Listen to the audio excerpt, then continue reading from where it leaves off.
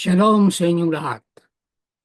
Dahil ang Panginoon ay nalulugod sa kanyang mga mamamayan, pinararangalan niya ang mga mapagpakumbaba sa pamagitan ng pagbibigay sa kanila ng tagumpay.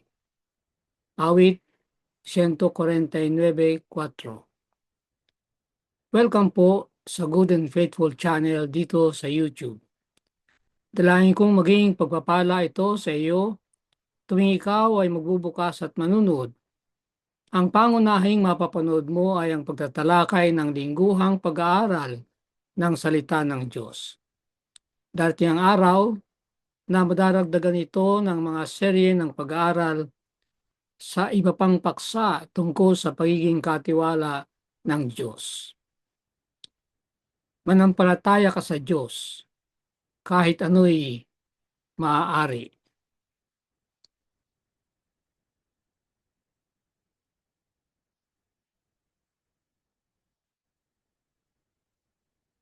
Ang pag-ibig at katarungan ng Diyos. Bago tayo pumalaot ay manalangin muna tayo. Ang aking panalangin ay mula sa awit 86, 6 at 7. Pakinggan mo, O Panginoon, ang aming panalangin. Pakinggan mo ang tinig ng aming daing.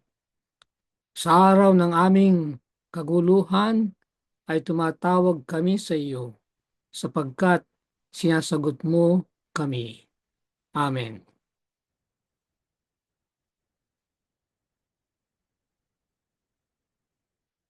Pangatlong leksyon, upang maging kalugod-lugod sa Diyos.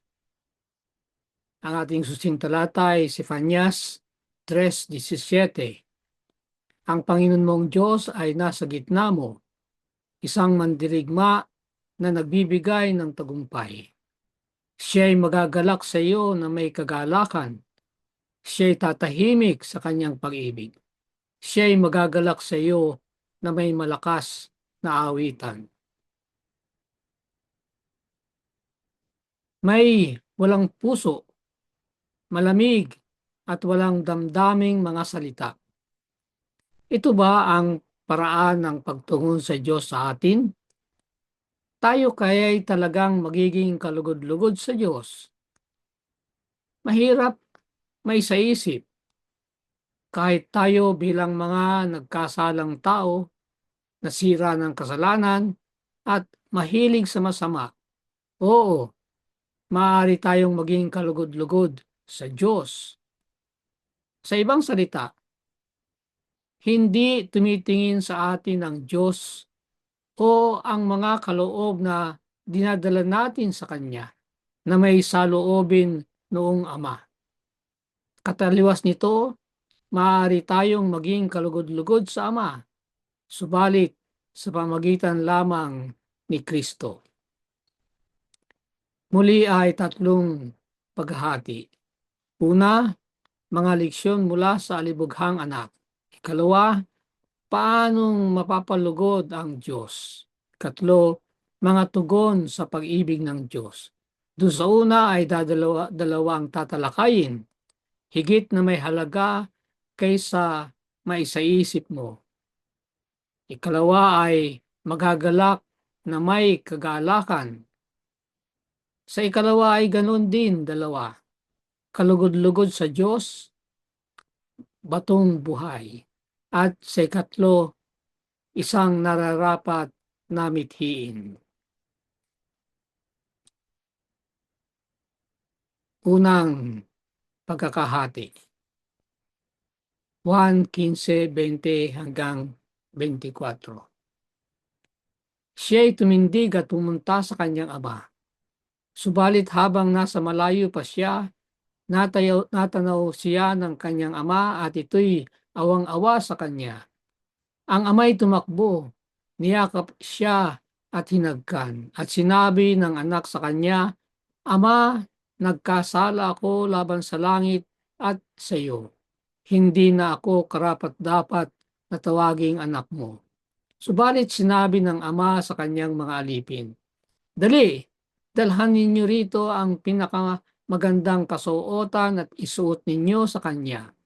Lagyan ninyo ng singsing ang kanyang daliri at mga sandalyas ang kanyang mga paa.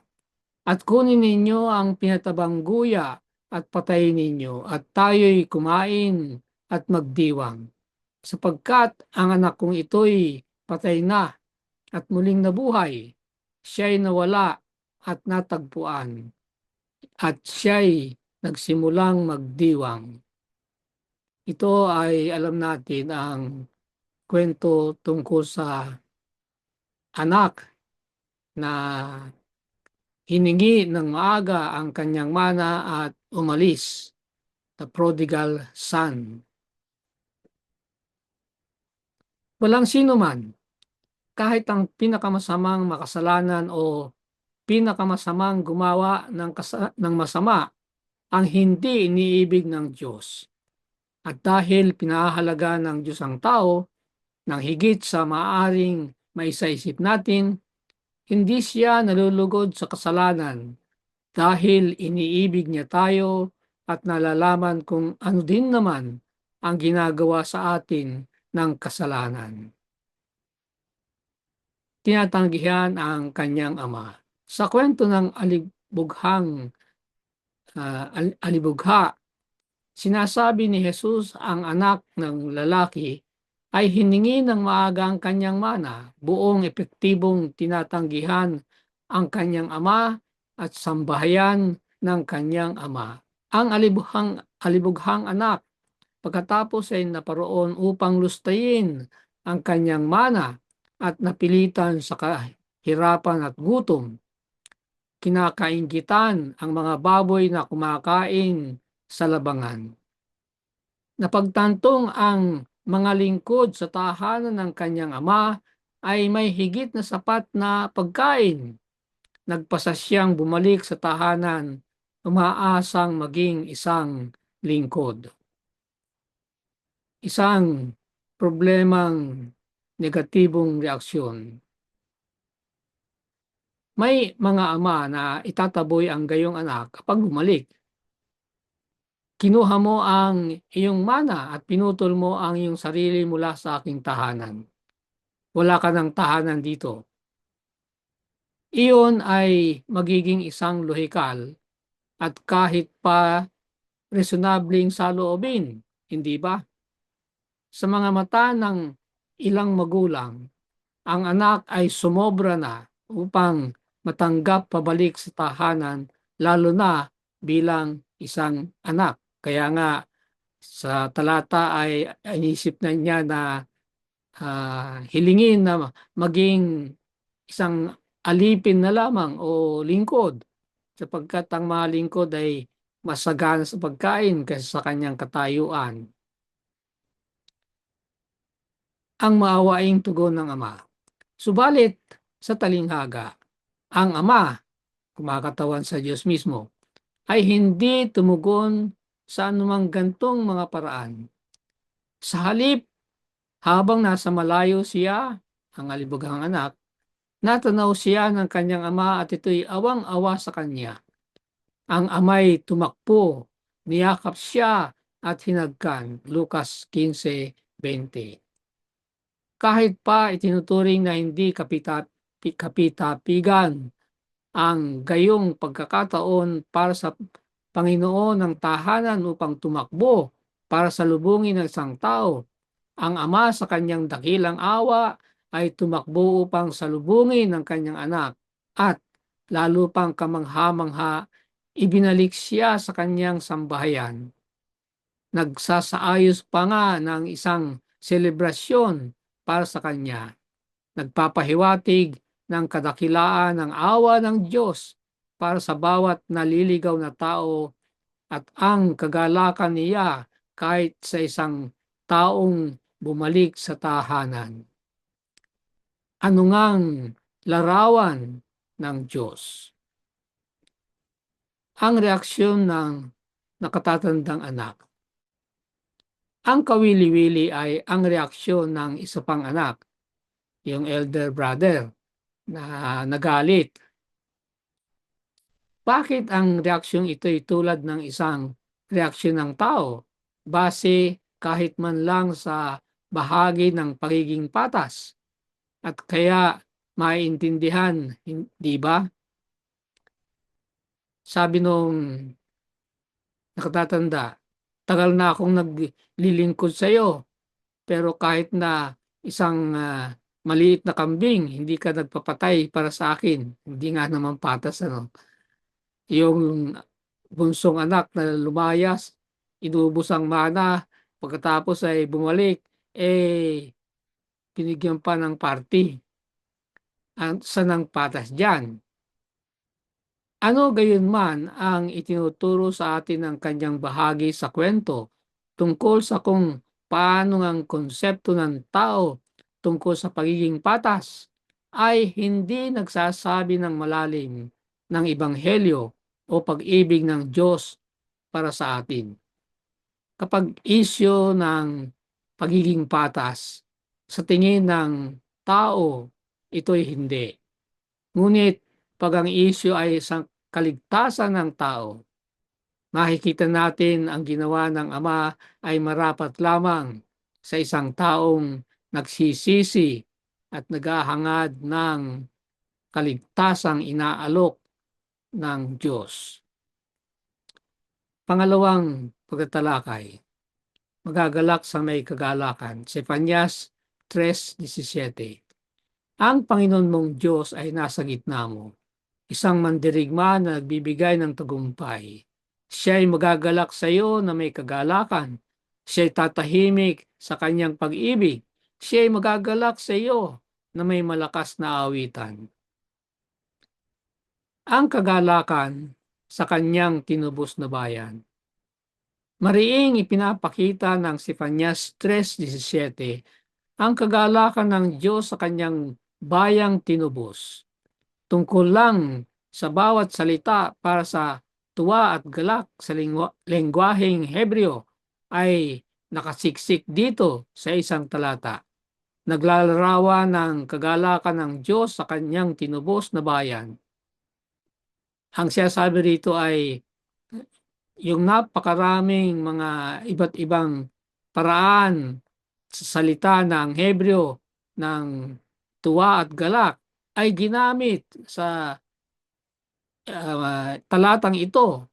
Nandoon sila na inilalarawan ng kagalakan ng Diyos. Ito'y halos gaya ng parang walang isang termino mismo ang sapat upang ilarawan ang laki ng kagalakan sa araw na yun. Yung paggamit ng napakaraming iba't ibang salita ng kagalakan sa isang talata ay nagdiriin ng larawan ng kagalakan ng Diyos. Parang hindi sapat na gamitin ang lahat ng mga salita tungkol sa kagalakan at katuwaan. Pansin din, nasaan ang Diyos ayon sa talatang ito? Nasa kaligitnaan ng kanyang bayan. Ang pagkakasundo na bumabangon mula sa relasyong pag-ibig ay nagmumula sa malapit na presensya ng Diyos. Gaya ng ama, nang makita niya ang anak na malayo, dumating siyang tumatakbo.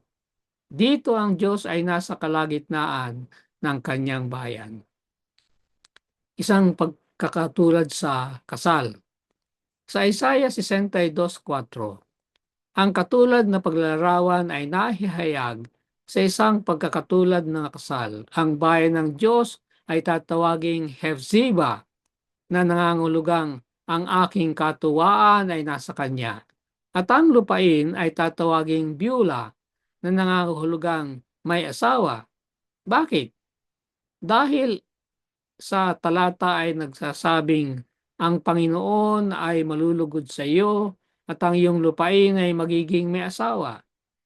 Ang pinakarurok ng katuwaan ng Diyos ay nakalaan para sa araw ng pagsasauli kapag ang kanyang tatanggapin ang kanyang bayan at magagalak sa atin, kahit gaya ng ama na nagalak sa kanyang alibughang anak. Hinihikayat sa Efeso 5:24 hanggang 28 ang mga mister upang mahalin ang kanilang mga misis, gaya ni Kristo na nagmahal sa iglesia at ibinigay ang kanyang sarili alang-alang sa kanya, at upang mahalin ang kanilang mga misis gaya ng kanilang sariling mga katawan. Ang mga talatang ito'y hindi lamang nagbibigay liwanag sa uri ng di makasarili at may sakripisyong pag-ibig ng isang mister sa kanyang misis, kundi nagpapakita rin na si Kristo mismo ay umiibig sa kanyang bayan, ang iglesia, bilang bahagi ng kanyang sarili.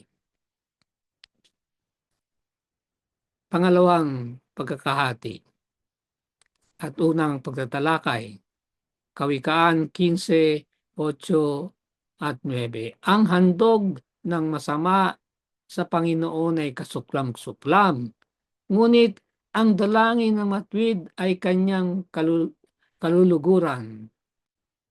Ang lakad ng masama sa Panginoon ay kasuklam-suklam, ngunit iniibig niya ang sumusunod sa katwiran. Dalawang aspeto. Paanong maaaring mangyari na ang Diyos ng sansinukob ay nagagalak sa mga tao lamang, panandali ang mga patak na protoplasma? Ang protoplasma ay likido sa loob ng selula. Ay ang selula ay napakaliit na. E di lalo pa yung laman sa loob. Yun ang paglalarawan sa tao na kinagagalak ng Diyos ng sansinukob. Sa isang munting planeta sa gitna ng marahil ay isang walang hanggang sansinukob, paanong magiging posible na ang tao ay magkakahalaga ng gayon na lamang sa kataas-taasang katauhan na makapangyarihan sa lahat at na hindi nangangailangan ng anuman? Sa lawak ng kanyang walang hanggan, ang sansinukob, ang ating planeta ay napakaliit. Ngunit minahal niya ito. Ang mga tao na ito'y masusuri sa dalawang aspeto. May yung dalawang tanong kanina. Una, paano ang Diyos mismo ay mapapagalak? Pangalawa, paano ang tao ay mabibigyang kagalakan siya, lalo na at isinasaalang-alang ang ating pagiging makasalanan? Ang una sa dalawang aspetong ito'y dito sa pagtatalakay na ito bibigyan ng pansin, at yung ikalawang bahagi ay sa susunod na pagtatalakay. Ang ikinagagalak ng Diyos at hindi. Ginagalit ang Diyos ng kanyang bayan kapag gumagawa sila ng masama. Talaga nga, nagtuturo ang mga Kawikaan 15:8 at 9 na samantalang ang hain at ang paraan ng mga masasama ay bawat isa'y kasuklam-suklam sa Panginoon, ang dalangin ng matuwid ay kanyang kaluguran at iniibig niya ang sumusunod sa katwiran. Ang mga siping ito'y nagpapakita hindi lamang na ang Diyos ay nagagalit sa masama, kundi nagagalak din siya sa kabutihan. Inilalagay din nito ang banal na galak at pag-ibig sa tuwirang relasyon sa iba. Nagpapakita ng malalim na koneksyon sa pagitan ng pag-ibig ng Diyos at ang kanyang kagalakan na lumilitaw sa buong kasulatan. So may relasyon ang kanyang pag-ibig at ang kanyang kagalakan.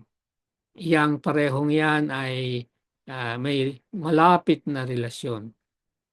Ang tali sa pagitan ng pag-ibig ng Diyos at kagalakan ng Diyos.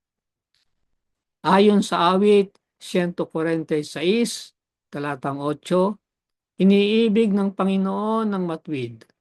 Nagdaragdag naman ang 2 Corinto 9:7. Iniibig ng Diyos ang nagbibigay ng masaya. Ang mga ito'y hindi nagsasabing iniibig lamang ng Diyos ang matuwid o iniibig lamang ng Diyos ang masayang magbigay. Iniibig ng Diyos ang bawat isa.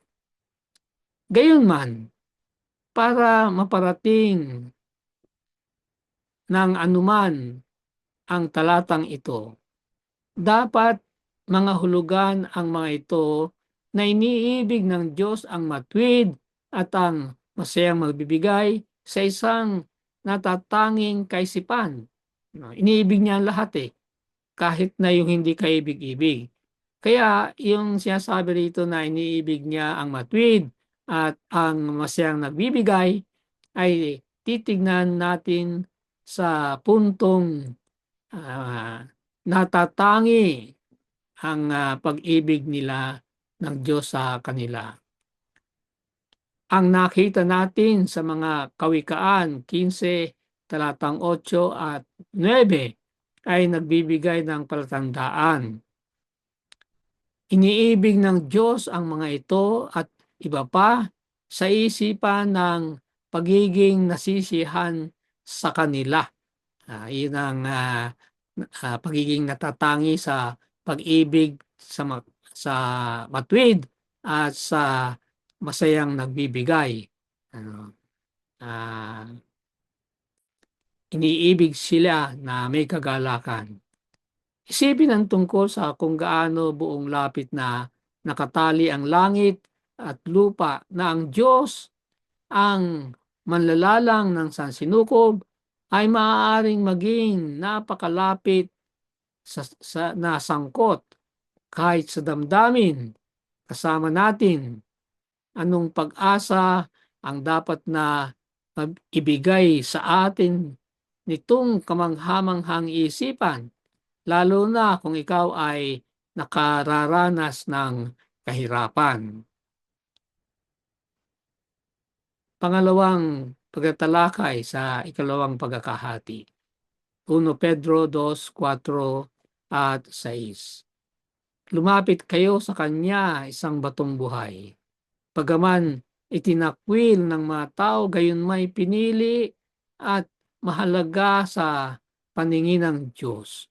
At tulad ng mga batong buhay, hayaan ninyong kayo ay maitago bilang espiritual na bahay tungo sa banal na pagkakapari upang mag-alay ng mga espiritual na handog na kasiyasiya sa Diyos sa pamagitan ni Hesukristo. Sapagkat ito ang isinasaad ng kasulatan, tignan ninyo ang aking ilalagay sa Siyon, ang isang batong panulok na pinili at mahalaga, at sino mang sumasampalataya sa kanya ay hindi mapapahiya. Ang ating katayuan sa harap ng Diyos. Paanong tayo bilang nalaglag, makasalanang nilalang, ay maaaring maging kaluguran sa isang banal na Diyos? Nagkakaloob ang Diyos ng biyaya sa tao bago sa anumang tugon ng tao. Bago ang anumang sasabihin o gagawin natin, umaabot ang Diyos sa atin at nagbibigay sa atin ng oportunidad upang tanggapin o tanggihan ang kanyang pag-ibig. Gaya ng sinasabi sa Roma 5:8, pinatutunayan ng Diyos ang kanyang pag-ibig sa atin na nung tayo'y mga makasalanan pa, si Kristo ay namatay para sa atin. At tayo'y maaaring maging kasundo ng Diyos at kahit pa kalugod-lugod sa kanyang paningin, sa panampalataya sa pamagitan ng gawa ng ating manunubos. Paano tayo maaaring maging kalugod-lugod sa Diyos? Kung walang pakikialam ang Diyos, ang nagkasalang tao ay walang kakayahang dalhin ang anumang mahalaga sa Diyos. Gayunman, ang Diyos sa kanyang biyaya at awa ay gumawa ng isang paraan sa pamagitan ng gawa ni Kristo. Buong katiyakan sa pamagitan ni Jesucristo, maaari tayong maghandog ng espiritual na haing katanggap-tanggap sa Diyos. 1 Pedro 2:5. Bagaman kung walang pananampalataya ay hindi maaaring kalugdan ng Diyos, Hebreo 11:6, sa pamagitan ng namamagitang gawa ni Kristo, ang Diyos ay gagawin ang mga mananampalataya na ganap sa bawat mabuting bagay upang magawa ninyo ang kanyang kalooban at gawin sa atin ang nakakalugod sa paningin niya sa pamamagitan ni Hesukristo, na sa kanya ang kalwalhatian magpakailanman. Amen. Hebreo 13:21. Yung mga tumutugon sa Diyos sa pamagitan ng panampalataya ay ibinibilang na matuwid sa kanyang paningin dahil sa pamagitan ni Kristo na ang kanyang katwiran lamang ang katanggap-tanggap. Yung katanggap-tanggap na katwiran niya ay ibibigay sa atin. Ang mga tumugon sa maibiging alok ay ibinibilang na marapat dahil sa pamagitan ni Kristo, Lucas 20:35, at kanyang babaguhing anyo sila sa kanyang wangis. Ang nagtutubos na gawa ng Diyos ay hindi lamang para sa atin, kung hindi sa atin din naman. Pangatlong pagkakahati, tugon ng pag-ibig ng Diyos. Isang marapat na mithiin. Marcos 9:17 hanggang 24. Guro, dinala ko sa iyo ang aking anak na lalaki na may isang piping espiritu. Sumagot siya at sinabi sa kanya, kayong lahing walang panampalataya, hanggang kailan pa ako makikisama sa inyo? Hanggang kailan pa ako magtitiis sa inyo? Dalhin ninyo siya sa akin. Sinabi sa kanya ni Jesus, kung kaya mo, ang lahat ng bagay ay maaaring mangyari sa kanya na nananampalataya. Agad na sumigaw ang ama ng bata at sinabi, nananampalataya ako, tulungan mo ang kawalan ko ng panampalataya.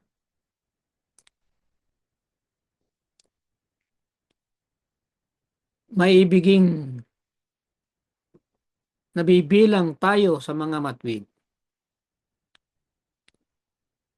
Sa ilalim ng payong ng awa at pamamagitan ng Diyos, kalulugdan ng Diyos kahit ang pinakamaliit na positibong tugon sa kanyang pag-ibig.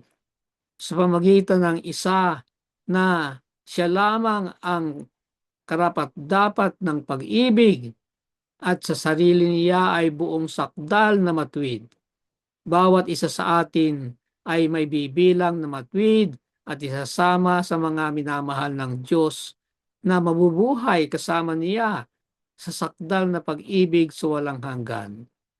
Ito'y dakilang pag-asa na sangkot ang gawain ni Kristo para sa atin sa langit. Ngunit maaaring magtaka ka. Maaari akong maisama kahit ako? Hindi ako sapat na mabuti. Ano kung natatakot akong walang sapat na panampalataya? Kung walang nananampalataya ay imposibleng bigyang lugod ang Diyos.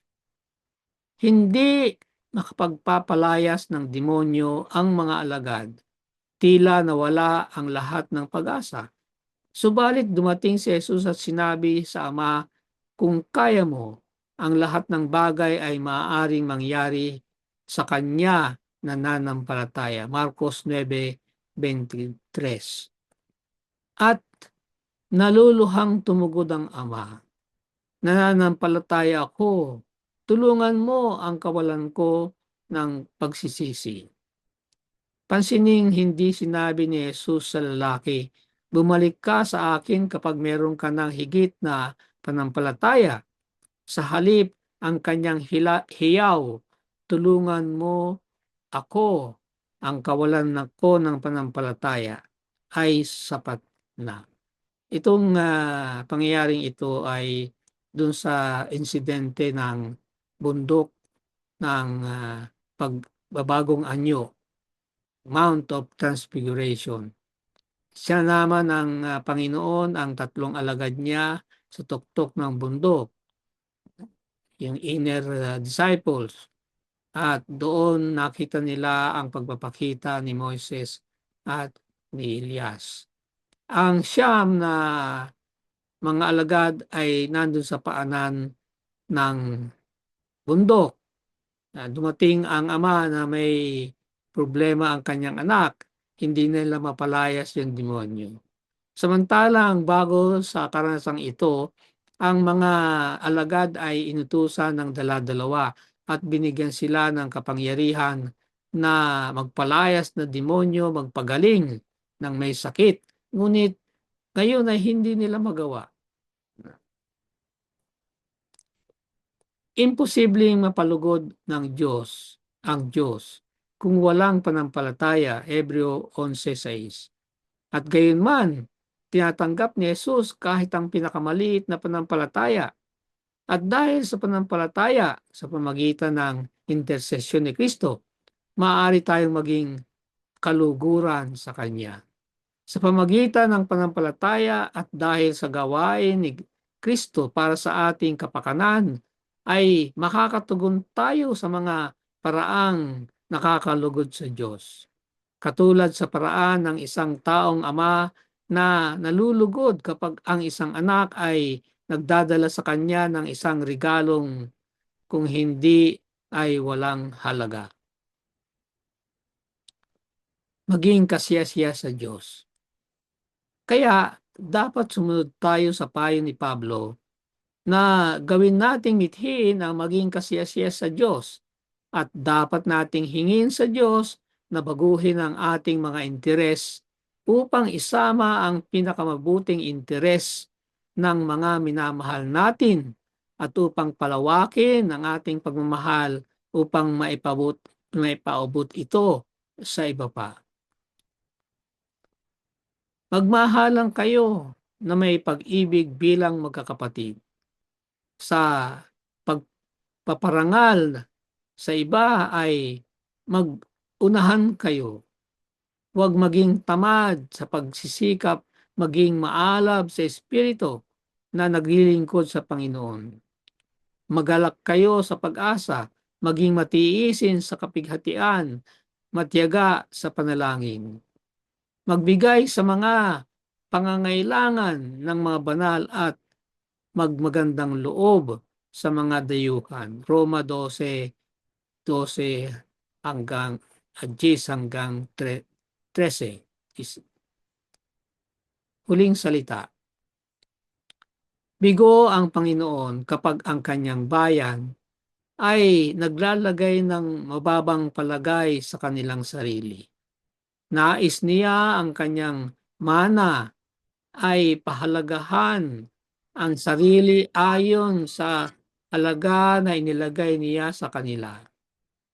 Gusto sila ng Diyos, kung hindi ay sana siya'y isinugo ang kanyang anak na gayong napakagastos na lakarin upang tubusin sila.